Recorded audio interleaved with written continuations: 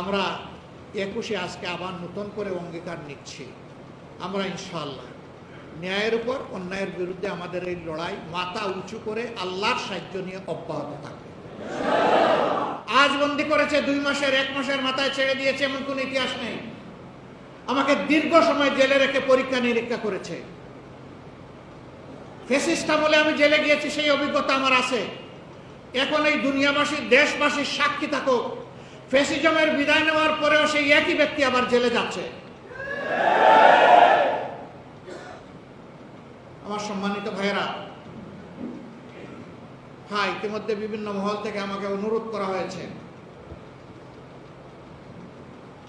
যে অনেক ধৈর্য ধরেছেন, আরো একটু অল্প ধৈর্য ধরুন। আমরা রাষ্ট্রে কোনো বিশৃঙ্খলা সৃষ্টি করতে চাই না, কিন্তু আমাদের সাথে কেউ যদি খেলেন তাহলে আমরা কারো দাবার গুটি হব না।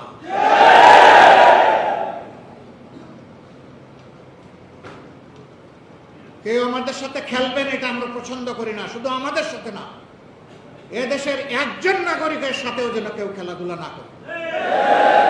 আমরা ফ্যাসিস্ট আমলে একটা কথা বারবার শুনতাম, খেলা হবে। ওই খেলা আর দেখতে চাই না। জাতির ভাগ্য নিয়ে যারা খেলা করে এরা একটা দেশের দায়িত্বশীল নাগরিক হতে পারে না, এরা দুষ্টা।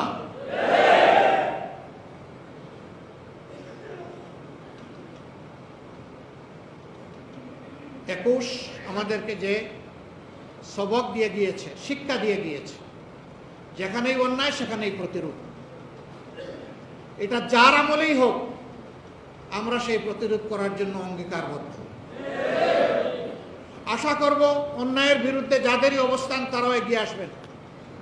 সবাই আসলে আমরা মহা খুশি, কেউ না আসলে আমরা একাই দাঁড়িয়ে থাকবো ইনশাআল্লাহ। বাংলাদেশ ফেসিবাদীদেরকে তাড়িয়েছে, কিন্তু আমরা ফেসিবাদের জ্বালা থেকে এখনো মুক্ত হতে পারি নাই। যে সমস্ত অপকর্ম করতো ফেসিবাদীরা, সেই অপকর্ম যদি আমিও করি তাইলে আমিও একজন ফেসিবাদী। আমরা বারবার অনুরোধ করে বলেছি, দয়া করে শহীদদের রক্তের প্রতি সম্মান দেখান, দয়া করে আহত পঙ্গু ভাই বোনদের প্রতি সম্মান দেখান। তাদের রক্তকে, জীবনকে, তাদের ইজ্জতকে, তাদের আবেগকে, তাদের ত্যাগকে মেহেরবানি করে অপমানিত করবেন না। কিন্তু আমরা দেখছি কতিপয় কাজ এখনো বন্ধ হচ্ছে না। আমরা দেশবাসীকে আহ্বান জানাবো,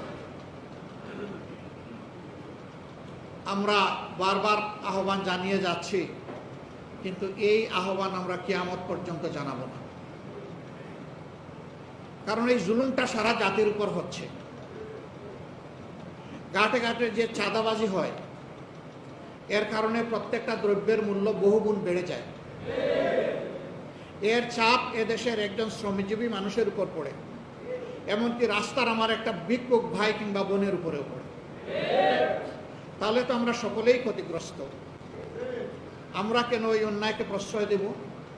কেন আমরা নীরবে সহ্য করব? কাজেই এই ব্যাপারে আমাদেরকে সামাজিক প্রতিরোধ গড়ে তুলতে হবে ইনশাআল্লাহ। তার আগে আমি সকল মহলকে, আমি কোনো দল, কোনো গোষ্ঠী, কোনো ব্যক্তিকে এই কথা বলছি না। এই কাজে যারাই আছেন তাদের কোনো দলও দেখতে চাই না, কোনো গোষ্ঠীও দেখতে চাই না। বিনয়ের সাথে বলি যে এই কাজ বন্ধ করুন, জাতিকে স্বস্তির সাথে বাঁচতে দিন, সামনে এগিয়ে যেতে দিন। আবার যেন ফ্যাসিবাদের নতুন ধারা অধ্যায় তৈরি না হয়, তার থেকে ফিরে আসুন। ফিরে না আসলে ভাই আমাদের লড়াই অব্যাহত থাকবে ইনশাআল্লাহ। আমরা এই লড়াই বাদ দেব না। আমরা অবিরাম চলা সৈনিক। আমি দুনিয়া থেকে চলে যেতে পারি, কিন্তু এই কাফেলা, ন্যায়ের এই কাফেলা থাকবে ইনশাআল্লাহ। আমাদের নেতৃবৃন্দকে এইভাবে বোধহয় নির্মমভাবে হত্যা করা হতো না, আল্লাহ ভালো জানেন। অবশ্য হায়াত যে যতটুকু নিয়ে আসেন যতটুকুই, রিজেক্ট যার যতটুকু অ্যালটেড ততটুকু, এটা বাড়বে না, কমবে না। কিন্তু কারো কারো আমরা আক্রোশের শিকার হয়েছিলাম। আমাদের ঘাড় নরম করার চেষ্টা করা হয়েছে, আমাদের মাথা নত করা হয়েছে। মহান আল্লাহ আমাদেরকে সাহায্য করেছেন।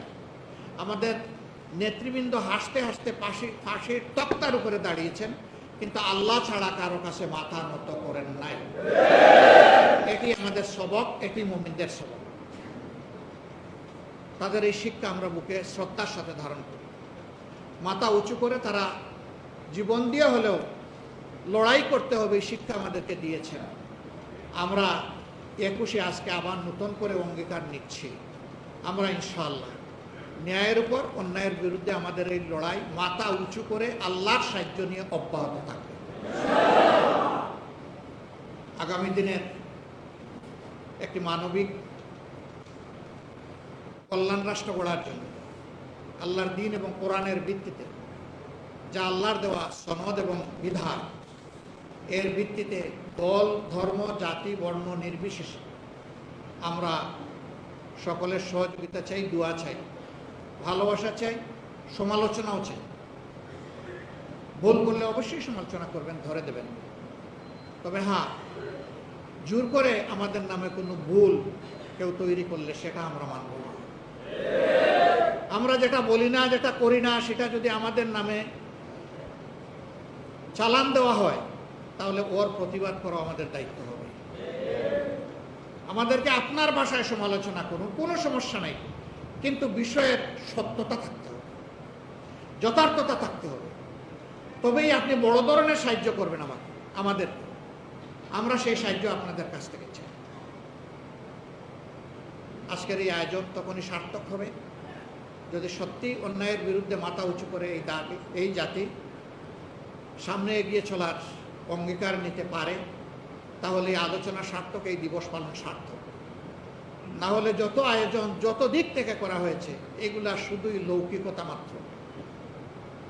আসল লৌকিকতায় নয়, বাস্তবতায় আমরা ফিরে যাই।